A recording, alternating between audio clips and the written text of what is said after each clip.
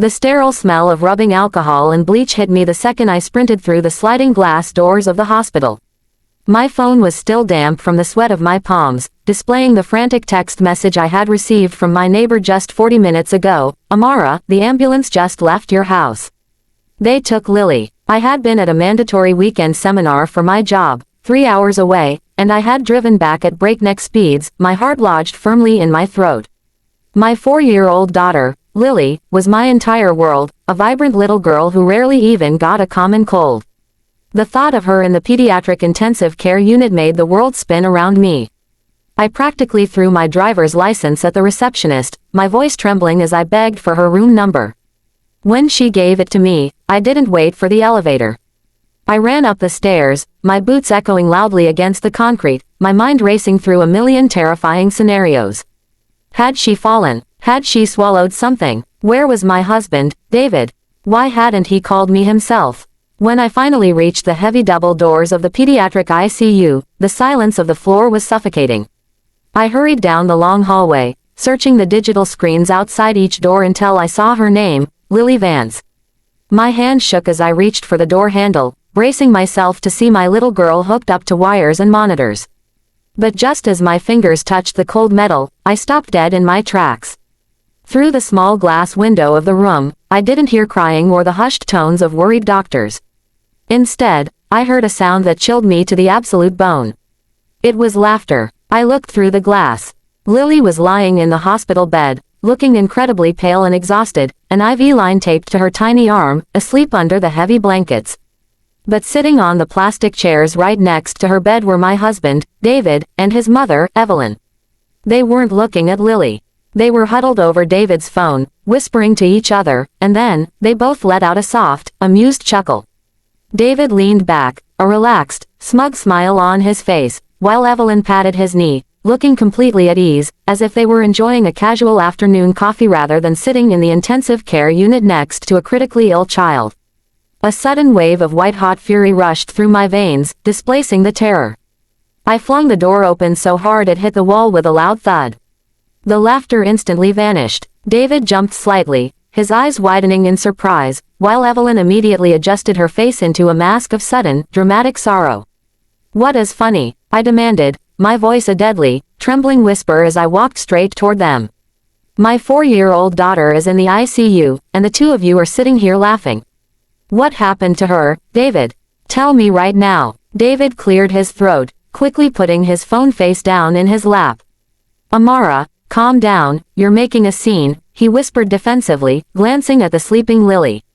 "It's not what it looks like. We were just trying to keep our spirits up. It's been a very stressful day." "Stressful," I hissed, walking past him to gently touch Lily's cool, pale forehead. "What happened to her?" Evelyn spoke up, her voice dripping with artificial sympathy.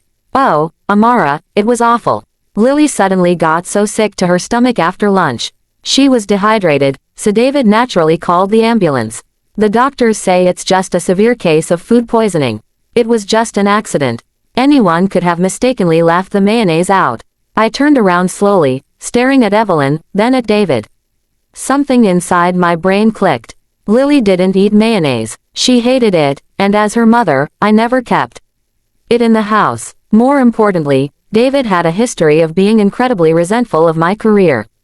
Just last week, when I told him I had to attend this mandatory weekend seminar, which would lead to a major promotion, he had thrown a massive tantrum, accusing me of prioritizing my job over our family. He had vowed to make me regret leaving. I looked down at David's phone, which was still loosely held in his hand. Before he could react, I snatched it right out of his grip.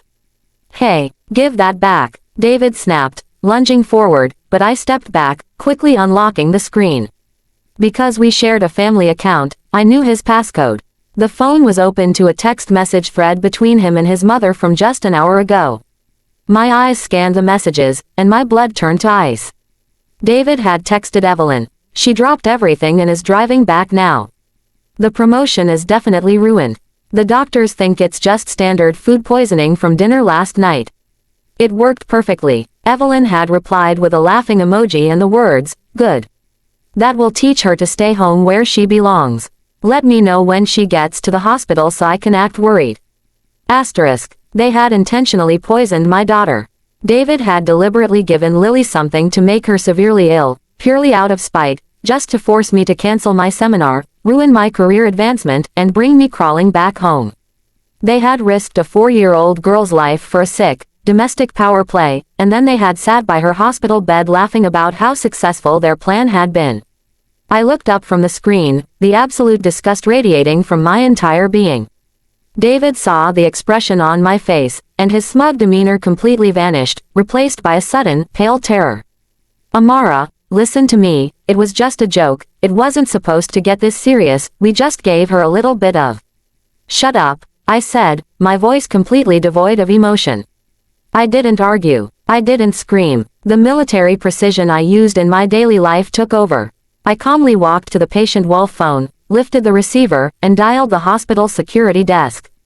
When they answered, I stated clearly, I am in Pediatric ICU, room 412. I have evidence of deliberate child endangerment and poisoning. Please send the police to this room immediately. Evelyn stood up, her fake sorrow instantly turning into venom. You wouldn't dare. You'll ruin this family. You already ruined it, I said, standing firmly between them and my sleeping daughter. 10 minutes later, 2 police officers walked into the room. I handed them David's phone, showing them the explicit text messages detailing the entire plot, along with the timeline matching Lily's admission to the ER. David tried to lie, frantically claiming it was a misunderstanding, while Evelyn began to weep loudly, but the evidence was undeniable. The officers read the texts, looked at the little girl hooked up to the IV, and immediately ordered David and Evelyn to stand up. I watched in cold, satisfied silence as the handcuffs clicked around David's wrists, followed closely by his mother's. They were marched out of the ICU in plain view of the entire medical staff, their faces red with shame and panic. Once the door closed behind them, the heavy silence returned, but this time, it was peaceful. I walked over to Lily's bedside, sat down in the chair, and gently took her small, warm hand in mine. A few minutes later, her eyes fluttered open, and she gave me a weak, tired smile. Mommy, you're here, she whispered. I'm here, baby, I whispered back, kissing her forehead as the tears finally came. Mommy is here, and nobody is ever going to hurt you again.